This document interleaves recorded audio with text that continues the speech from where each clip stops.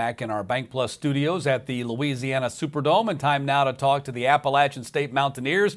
Their head coach, Sean Clark, Isaiah Helms, and also Nick Ross are going to join Rocky Boyman here in just a few moments. Coach, it's great to see you again.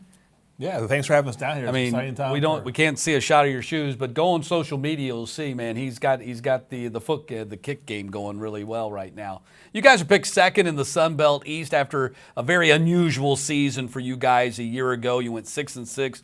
You went into the month of November 5-3. Looked like you're going to head to a bowl game. Things didn't happen that way. Kind of what's the message for your team after what happened with you guys last year? Well, after the season, this is not a rebuild or it's a reset. And that's what we did as a program. We reset every facet of our program. Went back and identified things we had to get better at and went from there. And we have great players coming back, and we're excited for the 23 season. You know, things didn't work out the way we wanted them to, but we had a lot of great things happen early in the season. Yeah. Anytime you bring college game day to Boone, North Carolina, for the first time in school history, second time in the history of the Sun Belt, that's something to say about it. And again, our conference is at all-time high right now, and from top to bottom, anybody can win this conference. So you talk about a reset. You're right. I mean, first month of the season, App State looks like a team that might be a contender for a spot in the college football playoff, or certainly a New Year's Six bowl game. After you upset Texas A&M, you had the shootout with North Carolina. You were a play away from knocking those guys off. The Hail Mary to beat eventual Sun Belt champion Troy. So what does the reset mean? Because things didn't happen in November the way you wanted them to. Right. Again, we went back and identified things in our program we have to get done, and we have to play better. And again, the margin for error in this conference is slim to none.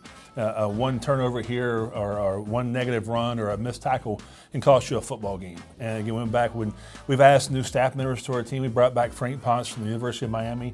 Scott Sloan returns from Army, and Matt Greenhall returns from Virginia Tech. So guys that have been there before know the culture we have and what it takes to win at this level. Yeah, 5 of your 6 losses were by one score. So what you just said, one missed tackle, one missed blocking assignment, a turnover, that cost you a game right there. But it's interesting, you bring back Ponce, you bring back Sloan. Those are two guys that have been in the program before when you've had more success than you had last year. Is it kind of, let's dig back down and get to where we have been and the fundamentals that got us here in the first place. It is, and again, but you go back to 2016. It was Appalachian State and Louisiana Lafayette played for the champions 4 years in a row. 4 years in a row, and that's not the case anymore. I mean, we talk about the best group, non-autonomy group in the country. You're talking about the Sun Belt, and from top to bottom, anybody can win this conference. You have to come to every week to play and play at a high level. Yeah, and you might make the argument the Sun Belt East, and when you break it down into divisions, might be the toughest division in all of G5 football. Right. Well, I wouldn't ask the Western side that same question, but again, it's definitely a tough conference. Well, if you look at the coaches' votes and how the first place votes got distributed, you can make that argument. No, again, that is a tough side in our conference, but again, it's we're looking forward to this season. And there was a nasty taste in our mouth after last year, and we are what we are. We were a 6-6 football team last year. So again, we have the right kids in our program, the right coaches there to turn this thing around. How's your quarterback situation look? Typically, I mean, App State's locked in with 3- and 4-year quarterbacks. Chase Bryce was there for 2 years, and now you got 2 guys going into fall camp competing for the starting job. Right, we have 3 quarterbacks since 2015, right, and now it's changed. But we have some great players there with Ryan Berger and Joey Aguilar and Mace McHugh. They had a great spring practice. Summer workouts have been fantastic. And we hope to have a starting quarterback here within the first week before we play Gardner-Webb. So you're going to run this competition through the first 3 weeks of camp, and then weekend before you announce it is. Started. That's what we're going to do. And I think it's only fair to the players, to our program. We're going to put the quarterback's going to play is going to give us the best chance to win. It doesn't turn the football over and puts us in position to win a football game every Saturday. So how does that evaluation of your quarterback, when you're going through camp, it's not like NFL where you have exhibition games. You're going through camp, you're going through scrimmages, you're going through meetings. What do you put the most weight on when you're making the evaluation of who that next quarterback is? I know you said you don't want to turn the ball over. Is it turnovers in camp and scrimmages that count the most? I think that's one of the major emphasis we're looking for. But again, who leads our football team? Who's the best player? Who can put us in the end zone? And who can demonstrate they can take our offense down the field and score points? That's who's going to play for us. Good news is you got strength in your offensive line, even though Anderson, Hardy, and Cooper Hodges are in NFL camps right now. Isaiah Helms, who's right here in studio with us, is going to talk to Rocky in just a few moments. And also Damian Daly come back, and you brought in Griffin Scroggs from the University of Georgia, a kid from the Atlanta area, to help out on that offensive line. Yeah, I think that's going to be a strong point for our team is the offensive line. We've been very good at that position for many years now. But again, that's one group we talk about. But again, there's more spots on our team that no one's really talked about. Let's talk about receivers. We're very deep at running back. You look at our defensive side of the football, I think our safety is going to be very, very good. And with Nick Ross here, you'll see him. Our corners with Tyreek Funderburk and Ethan Johnson. And we have a very good, good defensive line and a solid linebacking core. So we have all the right ingredients to have a great season. The guys want to win. They want to put a great product on the field for our fans and get us back to where we belong. That's playing for a championship in a bowl game. Take us through that running back room a little bit. Nate Noel, we know about, averaged 7 yards per carry a year ago, had a huge season, 2 years ago, and had a good season last year sharing the rock. Well, it's Nate Noel, he was banged up toward the middle of the season. He played in 6 games, and I believe he rushed for 658 yards. Amani Marshall, a transfer from Wake Forest, who played last year. Kanye Roberts will be a redshirt freshman. Anderson Castle, the list goes on. We're 4 and 5 deep with that position. And we're going to be running back by committee early. And whoever has the hot hand in the fourth quarter will take us the rest of the way. How is App State always so good at recognizing that running back talent? Because like you said, you always have a star player, but it seems like you have 2 or 3 star players. You've had guys go down in the past where typically you would think that would sink a program, and you just got a next man guy coming up. It is. I truly believe you get to run the ball and win championships, and we're going to recruit that position, and we'll have 6, 7 kids on scholarship. But again, it's one of the things that you want guys who want to come there, and we're in a situation now, they know we're going to run the football. So running backs want to go to a school that run the football. So again, I'm excited for that group.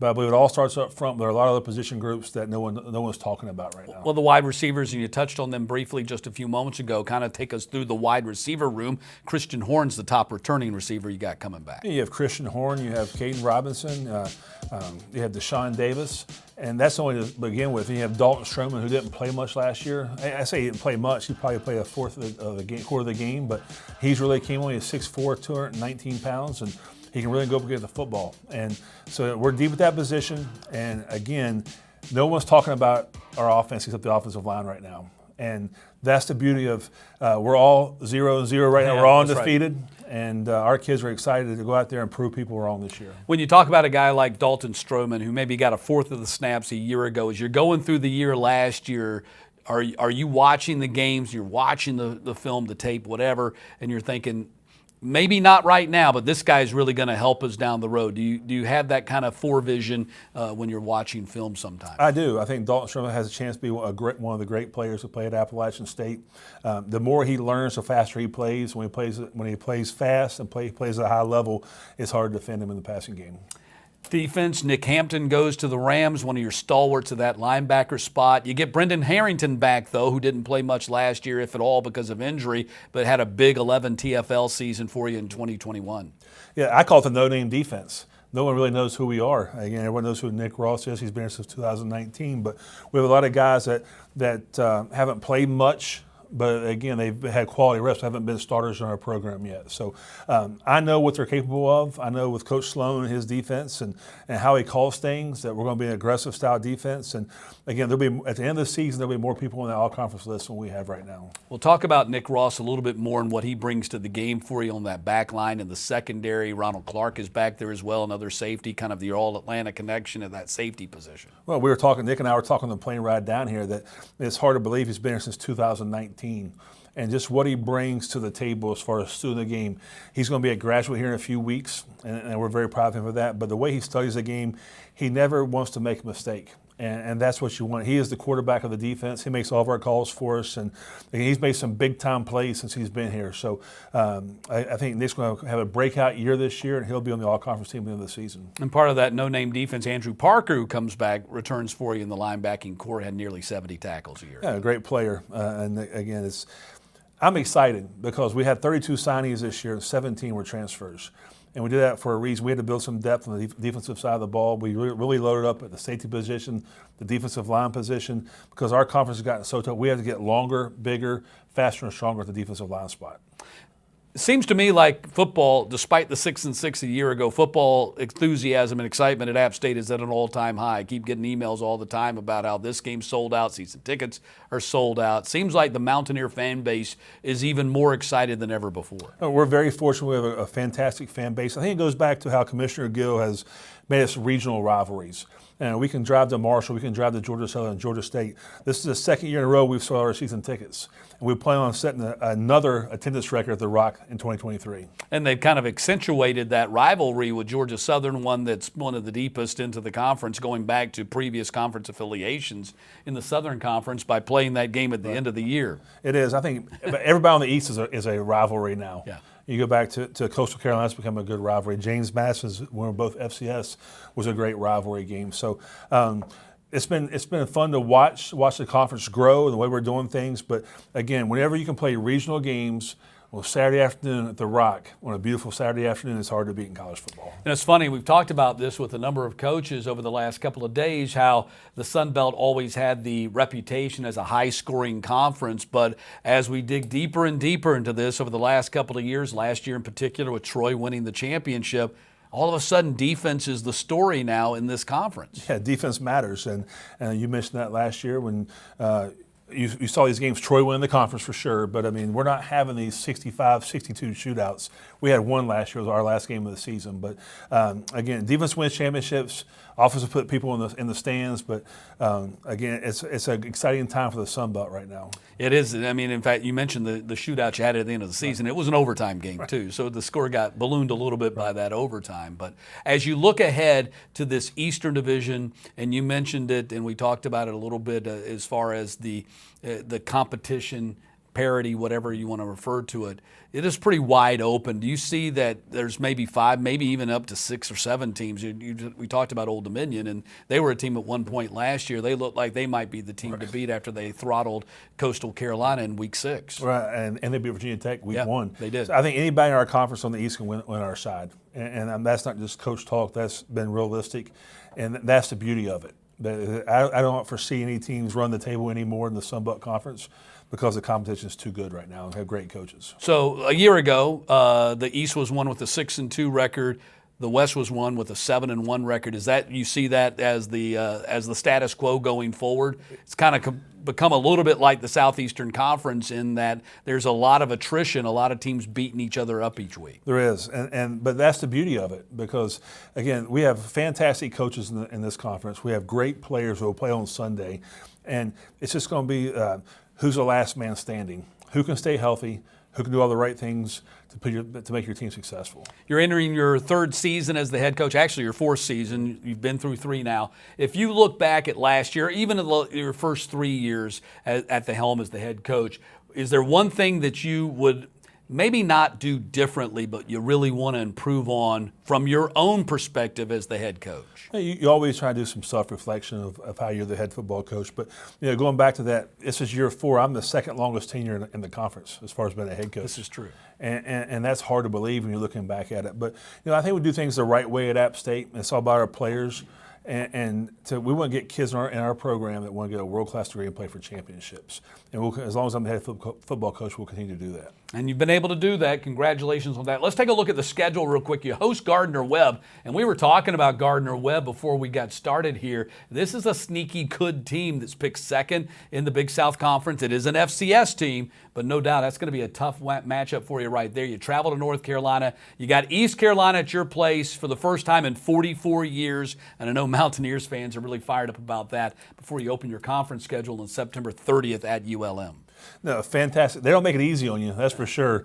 Tough non-conference schedule. You mentioned Trey Lamb and his Gardner-Webb group's a fantastic football team. You go play at Carolina, who's probably going to have the #1 draft pick at quarterback in the NFL next year. And then East Carolina, that is a big-time game in our state. And we're very fortunate that Doug Gillen, our athletic director, could work a deal to play at the Rock. It's a 3-game series. We're playing Charlotte in 21, Boone this year, then back in Greenville the following year, and then fly to Wyoming, and then get right into conference play.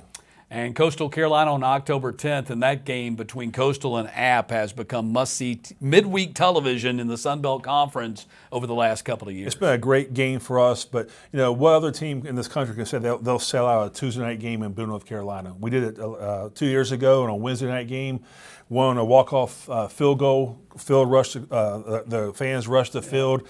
And it'll be another sold-out crowd, The Rock, this on Tuesday night in October. And not that I'm not telling you anything you don't already know, but that November schedule for you is a beast with Marshall on the road at Georgia State, on the road at James Madison, then closing at home at The Rock against Georgia Southern. It's great. The one good thing is we have a lot of those teams at home. Yeah, it's hard to play at The Rock in November. It is, and Georgia Southern will wrap it up there that Saturday after Thanksgiving. Let's send it over to Rocky. Rocky, it's your turn.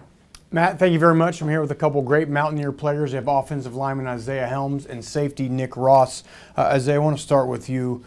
Last year, so many highs at the beginning of the season, right? An upset win at Texas A&M, and then College game day comes to town, Hail Mary win over Troy, and then maybe some things down the stretch happened the way you didn't want. Coach mentioned a reset. Talk specifically about the offense. What are some things you guys wanted to reset on? Yeah, we just wanted to reset. It's just basically we're getting our guys lined up to do what we need to do. Make sure the offensive line's starting off good. That translates to quarterback, running back, wide receivers, tight ends. We're just make sure we're all on the same page. Absolutely. Now, Frank Ponce returns as offensive coordinator. You were here in 2021 when he was the OC. Yep. Describe for us a Frank Ponce offense. It's very versatile. He brings a lot to the table. We're still going to run the ball. That's App State football.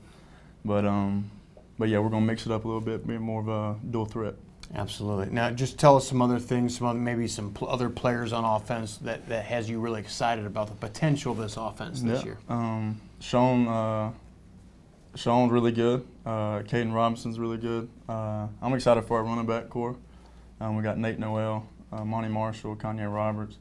I mean, a deep running back core. And then I'm excited for our offensive line, to be honest with you. We're bringing back Bucky Williams and Damian Daly, and we got some young cats that we need to find out what's going on with them. Markel Samuel and Jaden Ramsey. Hopefully they can step up to the table. Well, I know one thing that's an emphasis at App State is in the trenches, right? Offensive line. Nick, I want to go over to you. The defense must improve coming into this next season. What are some things you guys talked about in terms of areas of improvement? Well, with this reset that we have going on, the areas of improvement that we mainly need to focus on is just our mentality and the will to do so. And with our strength coach, Matt Greenhall, he done a great job this offseason preparing us and fixing our mentality and creating that drive that we need going forward to this season. And now you guys get a new defensive coordinator. Scott Sloan comes in. Describe maybe some differences or things you like about Scott Sloan's defense. Coach Sloan is a very great coach. One thing that I love the most about Coach Sloan is that he's not afraid to mix it up. It's a balanced reduction defense, and just it won't just be a weak reduction or a strong reduction. We might throw some drop eight in. I just think that Coach Sloan's defense is much versatile. Well, it's always good to keep an offense on their heels and keep them guessing a little bit. Now you're one of the better safeties in this entire conference. Describe for us, what do good safeties do that maybe average or just decent safeties don't do?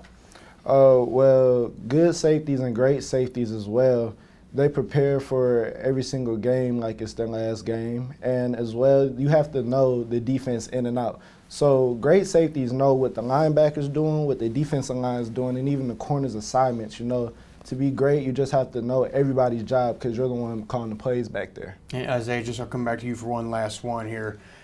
App State is never an underdog, but maybe with the way things happened last year, do you feel like it's maybe people aren't expecting as much of you guys, and is that maybe a good thing? I'm not really worried about that, I'll be honest with you. It's a reset year for us. I mean, a lot of distractions out there, man.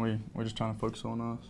Sounds good. Matt, back to you. Mountaineers look to be back on top this season. Yeah, thank you very much, Rocky. And as I'm watching Isaiah talk to Rocky right there, and I'm just thinking about all the guys that you guys have put in the National Football League on the offensive line, two of them who are in camps right now as we speak, as we're doing this interview. They're busy trying to start their professional careers. How big of a selling point is that for you guys when you go into recruiting offensive linemen, that we are a place we're going to develop you and get you ready for potentially a professional career. We're a developmental program. We make no bones about that. And I think how you coach, we have a proven plan for each position to have an opportunity to play at the next level. We tell them all the time, if you do what we tell you to do and you play at a high level, you have a chance. Not going to guarantee you'll make a spot, but I think we have six guys in camp this season.